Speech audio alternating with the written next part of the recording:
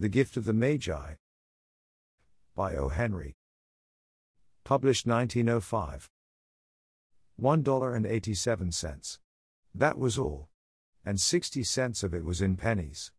Pennies saved 1 and 2 at a time by bulldozing the grocer and the vegetable man and the butcher until one's cheeks burned with the silent imputation of parsimony that such close dealing implied. 3 times Della counted it. $1.87. And the next day would be Christmas.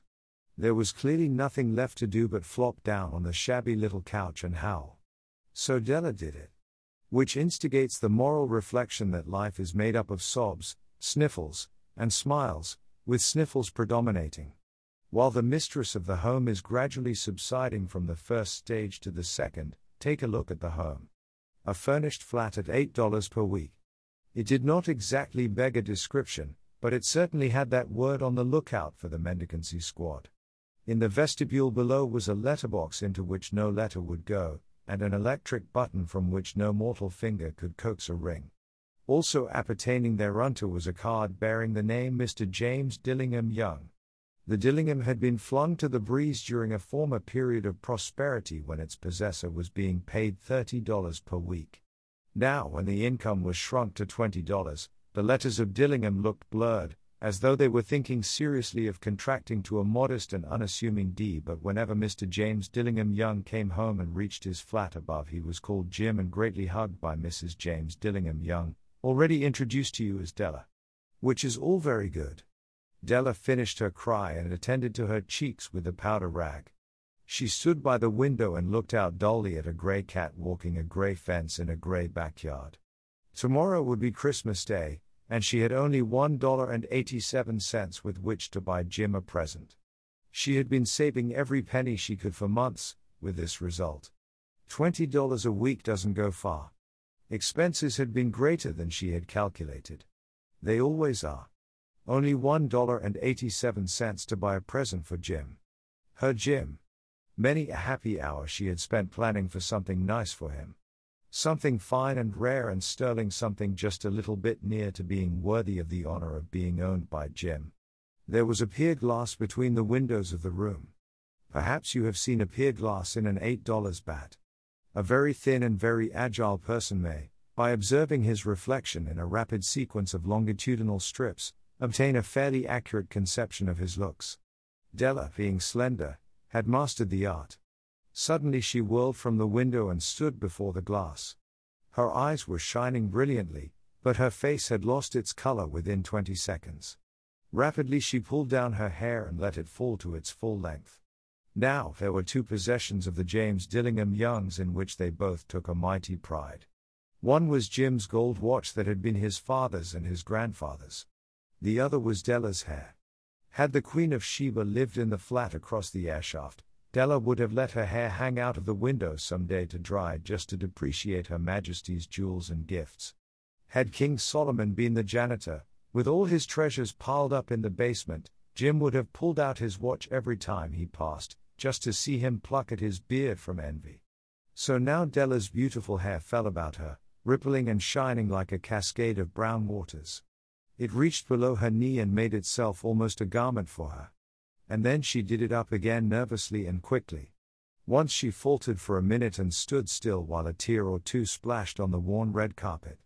On went her old brown jacket, on went her old brown hat. With a whirl of skirts and with the brilliant sparkle still in her eyes, she cluttered out of the door and down the stairs to the street.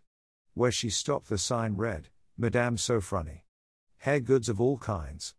1/8 up Della ran, and collected herself, panting. Madam, large, too white, chilly, hardly looked the Sofronie. Will you buy my hair? Asked Della. I buy hair, said Madam. Take your hat off and let's have a side to the looks of it. Down rippled the brown cascade. $20, said Madam, lifting the mass with a practiced hand. Give it to me quick, said Della. Oh, and the next 2 hours tripped by on rosy wings. Forget the hashed metaphor. She was ransacking the stores for Jim's present. She found it at last. It surely had been made for Jim and no one else. There was no other like it in any of the stores, and she had turned all of them inside out. It was a platinum fob chain, simple and chaste in design, properly proclaiming its value by substance alone and not by meretricious ornamentation as all good things should do. It was even worthy of the watch.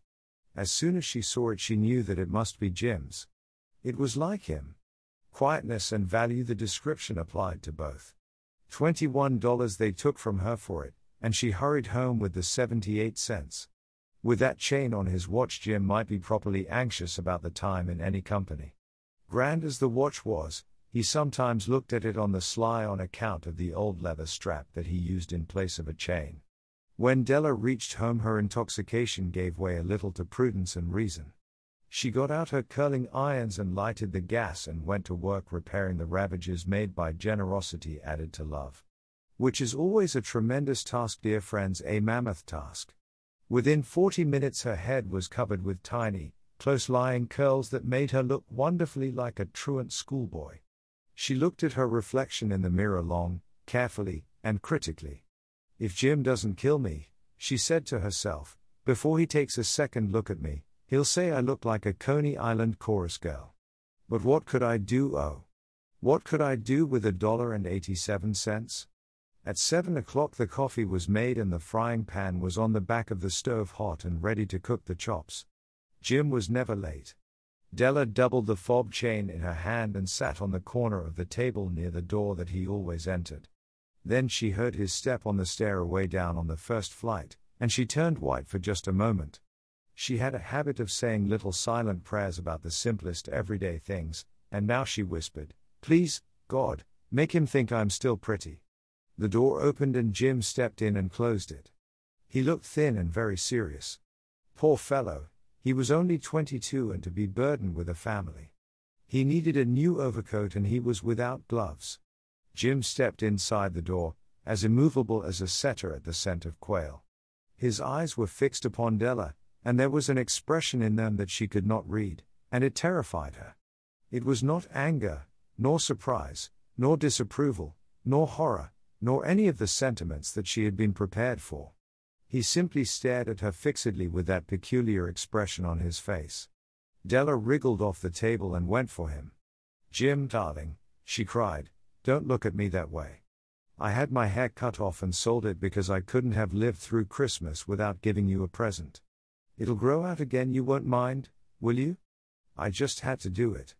My hair grows awfully fast. Say Merry Christmas, Jim, and let's be happy.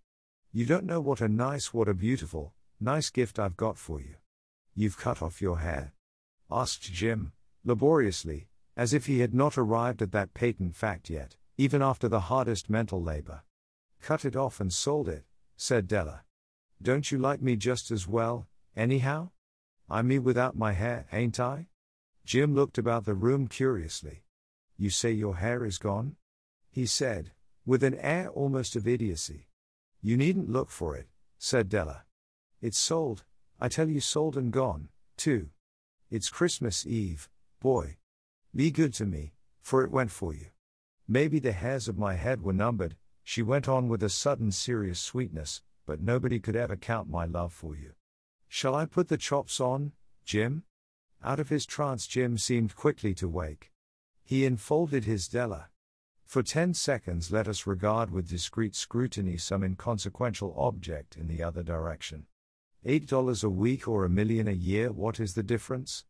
A mathematician or a wit would give you the wrong answer. The Magi brought valuable gifts, but that was not among them. This dark assertion will be illuminated later on. Jim drew a package from his overcoat pocket and threw it upon the table. "Don't make any mistake, Dell," he said, "about me. I don't think there's anything in the way of a haircut or a shave or a shampoo that could make me like my girl any less. But if you'll unwrap that package you may see why you had me going a while at first." White fingers and nimble tore at the string and paper.